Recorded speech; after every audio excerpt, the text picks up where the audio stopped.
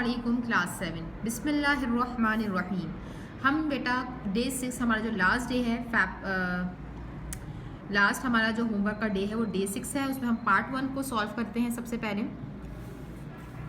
Part 1 में आपके भी पार्ट्स बनाऊंगी ताकि आप अच्छे से क्वेश्चन समझ में आ जाए। हमने सॉल्व क्या करना है, question number 3 and 4 of exercise 6 से इन योर नोटबुक इंडेक्स लाजमी बेटा मेंटेन रखें, डे बाय डे बनाएं और डेट भी आपने प्रॉपर मेंशन करनी है।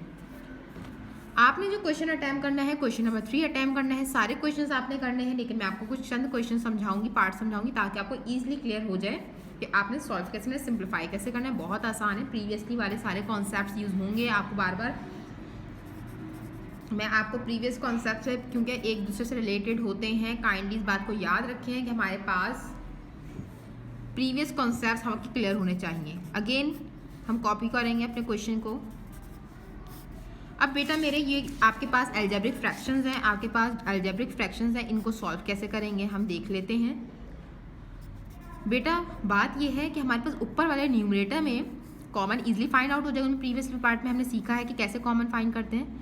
सॉरी, ऊपर वाले पार्ट में हमारे पास कोई कॉमन नहीं है। सॉरी बेटा, इसमें ऊपर वाले पार्ट में कोई कॉमन नहीं है। अब क्या है कि ऐसी स्ट्रैटेजी अप्लाई करें कि हमारे पास कैंसिलेशन पॉसिबल हो जाए। तो बेटा मेरे नीचे वाले पार्ट को अगर हम देखें तो हमें याद होगा, आपको लोगों को याद होगा, हमने चैप्टर नंबर 4 में एक आइडेंटिटी पढ़ी थी जिसमें हमारे पास फर्स्ट टर्म पे स्क्वायर होता है, सेकेंड टर्म पे स्क्वायर होता है और एक ब्रैकेट प्लस का बनता है और दूसरा ब्रैकेट हमारे पास माइनस का बनता है। दोबारा कह रही हूँ, हमारे पास एक स्पेशल काइंड की आइडेंटिटी थी जो हमने स्टडी करी है। चैप्टर नंबर यूनिट नंबर हमारा जो 4 था उसमें हमने स्टडी की हुई है कि हमारे पास अगर फर्स्ट टर्म पे स्क्वायर और सेकंड टर्म पे स्क्वायर, हम ये आइडेंटिटीज को इस तरीके से एक्सपेंड करते हैं। तो सबसे पहली बात याद रहे कि हमने 4 को पहले स्प्लिट करना है स्क्वायर की फॉर्म में, यानी कि 4 किसका परफेक्ट स्क्वायर होता है, 2 का मेरे बेटे। एक तो ए रहेगा और होल स्क्वायर इसके पास 2 आ जाएगा माइनस, सॉरी ये मैंने ऊपर का पार्ट भी तो शो करूँ, आप इसको साथ लेकर चलें ताकि वरना आपको पसला हो जाएगा। 2a + b as it is ऐसी रहेगा। ऊपर वाली टर्म तो एज इट इज़ बेटा ऐसी रहेगी, ऊपर वाली term numerator as it is ऐसी रहेगी, ना तो उसमें कुछ कॉमन नहीं करना, ना ही कोई स्ट्रैटेजी अप्लाई हो रही है। तो हमने ऊपर वाली टर्म एज इट इज़ उतार दी।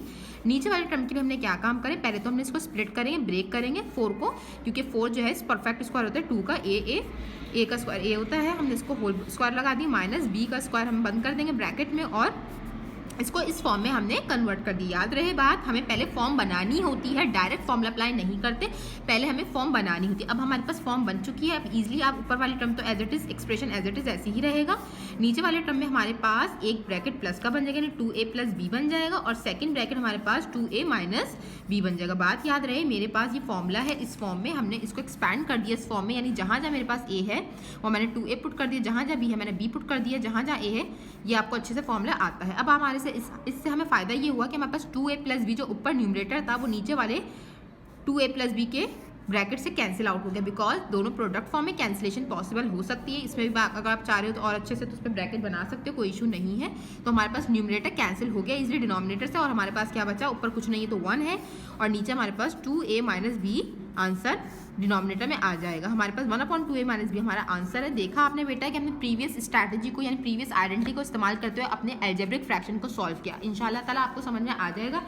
हम चलते हैं बी पार्ट की तरफ। हमारे पास बी पार्ट में कौन कौन सी क्या स्ट्रैटेजी अप्लाई होती है देख लेते हैं। सबसे पहले तो हमने क्वेश्चन उतारना है, c + c² + 2cd - 15d² 4c² + 20cd। अब आपके सामने देखते हैं क्या स्ट्रैटेजी। बेटा मेरे पहले तो हम न्यूमरेटर देख लेते हैं। न्यूमरेटर में हमारे पास 3 टर्म्स हैं, 1 2 3। हमारे पास ये सवाल उठता है कि जब हमारे पास 3 टर्म्स होती हैं, क्योंकि क्वाड्रेटिक इक्वेशन जब हमारे पास होती है तो हमारे पास 3 तरह की स्ट्रैटेजीज होती हैं। या तो पहले हम देखते हैं कि कॉमन तो नहीं कर रहा, दूसरा हम देखते हैं कि फॉर्मूला अप्लाई तो नहीं हो रहा, क्योंकि ऐसा कोई भी फॉर्मूला नहीं है जिसमें हमारे पास पहले प्लस हो देन उसके बाद माइनस हो, ठीक है बेटा मेरे। और इसके अलावा हमारे पास परफेक्ट स्क्वायर भी मौजूद नहीं है। तो हमारे पास लास्ट स्ट्रैटेजी बचती है वो है मिडल टर्म, ठीक है। तो हम इसको मिडल टर्म की स्ट्रैटेजी न्यूमरेटर पे अप्लाई करेंगे। मैं डायरेक्ट कर रही हूँ, सब आपको आता है। c² एज इट इज ऐसे ही रहेगा, क्योंकि 15 को ब्रेक करना है, 15 × 15 इस तरीके से ब्रेक करना है कि प्लस ये माइनस करूँ, क्योंकि 15 की साइन क्या है माइनस करूँ तो मेरे पास क्या आ जाए 2। तो आपको अच्छी तरीके से बात पता है कि 5 3 = 15 होता है, 5 से आप 3 माइनस करेंगे हमारे पास 2 आता है। तो मैं इसको डायरेक्ट कर रही हूँ, प्लस 5cd, क्योंकि मेरे पास 2 के साथ c है, cd है तो 5 के साथ भी आएगा, -3cd। मैंने यहाँ पर मिडल टर्म स्ट्रैटेजी अप्लाई की है। बेटा याद रहे मैंने मिडल टर्म स्ट्रैटेजी अप्लाई की है ताकि आपको क्लियर हो जाए, मैं इसलिए मेंशन कर रही हूँ। मैंने यहाँ मिडल टर्म स्ट्रैटेजी अप्लाई करी है, -15d²।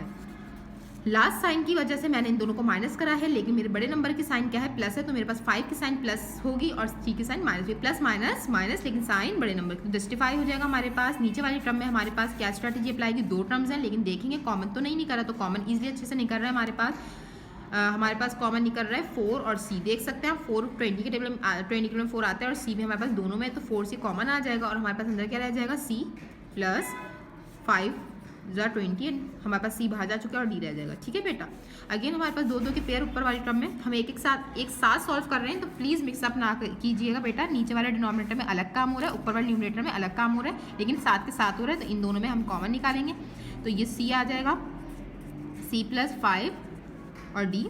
देन आपके पास यहाँ पर -3 कॉमन निकलेगा, -3 और D, सॉरी D भी है ना दोनों में बेटा, तो हमारे पास यहाँ क्या रह जाएगा, C, क्योंकि मैंने कॉमन माइनस निकाला तो माइनस माइनस प्लस, बेटा मैंने क्या बताया आपको, माइनस माइनस प्लस, ठीक है, माइनस माइनस प्लस और 3 के टेबल में 15 आता है 5 टाइम्स और हमारे पास 1 D बाहर जा चुका था, तो 1 D अंदर रह जाएगा। नीचे वाली हमारे पास टर्म सॉल्व है न्यूमरेटर, तो हमारे पास एज इट इज़ ऐसे ही रहेगा जब तक कि हमारे पास ऊपर वाला पार्ट सॉल्व नहीं हो जाता। अब हमारे पास वही अगेन हमारे पास रिपीटेड ब्रैकेट से हम उसको 1 टाइम शो करेंगे एंड हमारे पास इन दोनों को कंबाइन कर देंगे, इससे हमें ये फ़ायदा होगा। अब मैं आपको बताती हूँ इससे हमारा अलजेब्रिक फ्रैक्शन कैसे सॉल्व हो जाएंगे। हमारे पास ऊपर भी C प्लस 5D का ब्रैकेट और नीचे भी C प्लस 5D का ब्रैकेट और प्रोडक्ट फॉर्म है, दोनों आपस में एक दूसरे मल्टीप्लाई, ये भी मल्टीप्लाई है तो कैंसिलेशन ईजिली पॉसिबल है। ऊपर हमारे पास C माइनस 3D बचा और नीचे हमारे पास 4C बचा है, जो कि हमारा क्या है बेटा, मेरे आंसर है। दोबारा कह रही हूँ कि प्रोडक्ट फॉर्म में मल्टीप्लिकेशन अप्लाई हो सकती है। आपने अगर C से यहाँ C कैंसिल कर दिया तो ये गलत है, क्योंकि ये प्रोडक्ट फॉर्म नहीं है, ये माइनस हो रहा है। अब हम चलते हैं अपने एक और पार्ट की तरफ। हमारे पास जो लास्ट पार्ट मैं आपको समझाने जा रही हूँ वो E पार्ट है, ताकि आपको और अच्छे से क्लियर हो जाए। K square -9 upon K square -7K plus 12, तो हमारे पास देखते हैं कौन कौन सी टेक्निक्स अप्लाई होती हैं। तो हमारे पास जो ऊपर न्यूमरेटर में जो हमारे पास टेक्निक या स्ट्रैटेजी अप्लाई हो रही है वो कौन सी अप्लाई हो रही है। अगेन आप देखें बीच में माइनस है, इसको रिकॉग्नाइज करना सीख लें, फॉर्मूलाज को, आइडेंटिटीज़ को। फर्स्ट टर्म पे स्क्वायर है और सेकंड टर्म का स्क्वायर हम बना सकते हैं। तो सबसे पहले मैं इसको स्प्लिट कर दूं, K का होल स्क्वायर 2 हो जाएगा, माइनस का माइनस, और 9 को मैंने स्प्लिट कर दिया 3 की फॉर्म में। याद रहे बात, हमारे पास एक ऐसी स्पेशल काइंड की आइडेंटिटी आप चाहें तो यहाँ लिख लें कि A square minus B square equals to A plus B into A minus B. हमने ये पढ़ चुकी हैं, हम ये पढ़ चुके हैं, और इस पर आपने इसको हाईलाइट करने के लिए इस पर ब्रैकेट वो बॉक्स बना दिया है। याद रहे बात, न्यूमरेटर पे जो स्ट्रैटेजी अप्लाई हो रही है वो थर्ड स्पेशल काइंड की आइडेंटिटी जो मैंने आपको पढ़ाई थी चैप्टर नंबर 4 में, वही अप्लाई हो रही है, क्योंकि हमारे पास बीच में माइनस है, 2 टर्म्स है। पहला भी परफेक्ट स्क्वायर बन सकता है इजीली, क्योंकि K है वेरिएबल का तो इजीली बन जाता है, और 9 हमारे पास किसी का परफेक्ट स्क्वायर है, जो कि हमारे पास क्या है बेटा, मेरे 3 है, क्योंकि हमारे पास में कुछ कॉमन नहीं कर रहा था। इस पर कोई और फर्दर स्ट्रैटेजी अप्लाई नहीं, तो हमारे पास एक स्ट्रैटेजी बचती है फॉर्मूला वाली, हमने अप्लाई करी। उसके बाद हमने नीचे वाले में देखना है कि कोई फॉर्मूला तो अप्लाई नहीं हो रहा, ऐसा हमारे पास फॉर्मूला कॉमन तो हमारे पास नहीं निकल रहा, ये तो बात क्लियर हो गई। दूसरा, हमारे पास फॉर्मूला अप्लाई इसलिए नहीं हो सकता क्योंकि हमारे पास फर्स्ट टर्म तो स्क्वायर है, लेकिन जो लास्ट टर्म है हमारे पास वो हमारे पास परफेक्ट स्क्वायर की फॉर्म में नहीं है, और लास्ट हमारे पास स्ट्रैटेजी बचती है मिडल टर्म ब्रेक, तो हम इसको ब्रेक कर लेंगे मिडल टर्म को। हमारे पास K square as it is ऐसे ही रहेगा। अब हमने 12 मतलब 12, अब हमने इस तरीके से 12 का फैक्टर्स बनाने हैं कि हमारे पास प्लस करके 7 आ जाए, तो हमारे पास जो फैक्टर आएगा वो आएगा 4 3 12। आपको अच्छे तरीके से पता है 4 में जब आप 3 प्लस करते हो तो आपके पास 7 आता है, क्योंकि हमारे पास लास्ट टर्म की साइन प्लस थी, तो इसलिए ऐड करके आपने मिडल टर्म लेकर आनी है। आपने ऐड करके मिडल टर्म लेकर आनी है, तो हमने क्या करा, क्योंकि हमारे पास 7 के साथ माइनस है, तो माइनस माइनस प्लस वाली माइनस माइनस वाला हम साइन यूज़ करेंगे, क्योंकि माइनस का 4K और माइनस का 3K जब हम अप्लाई करेंगे, माइनस माइनस हो तो रहा है प्लस। ये हमारी क्लियर हो गया कॉन्सेप्ट कि प्लस ही करना है, तो माइनस माइनस प्लस हो गया, लेकिन साइन बड़े नंबर की जस्टिफाई हो गया। प्लस 12 हम एज इट इज उतार देंगे, इस पर हमारे पास आइडेंटिटी अप्लाई हो जाएगी, एक प्लस का ब्रैकेट बनेगा और एक माइनस का ब्रैकेट बन जाएगा, और नीचे हमारे पास वही 2 के हिसाब से हमने कॉमन निकालने, K कॉमन आएगा, K -4 माइनस या 3 कॉमन निकलेगा, K माइनस प्लस -4। अगेन हमारे पास ब्रैकेट सेम आ चुके हैं, तो हमारे पास ऊपर वाली ब्रैकेट को हम एज इट इज़ ऐसे रहने देंगे, क्योंकि हमारे पास अभी तक ये सिंप्लीफाइड है, और नीचे वाले हमारे पास फर्दर अभी हमने इसको करना है आगे। तो K -4 को हमने एक मरतबा शो कर दिया और K -3 को हमने एक मरतबा शो कर दिया। बात याद रहे, मैंने K -4 को एक मरतबा लिखना है और K -3 को हमने कंबाइन कर दिया। K -3 का ब्रैकेट इजीली कैंसिल आउट हो सकता है, बिकॉज प्रोडक्ट फॉर्म है, कैंसिलेशन हो सकती है, सेम वैल्यूज़ हैं, सेम टर्म्स हैं, तो हमारे पास K+3 अपॉन K -4 आपका इजीली सिंप्लीफाइड अलजेब्रिक फ्रैक्शन आ जाएगा। ये है हमारे पास। जज़ाकल्लाह।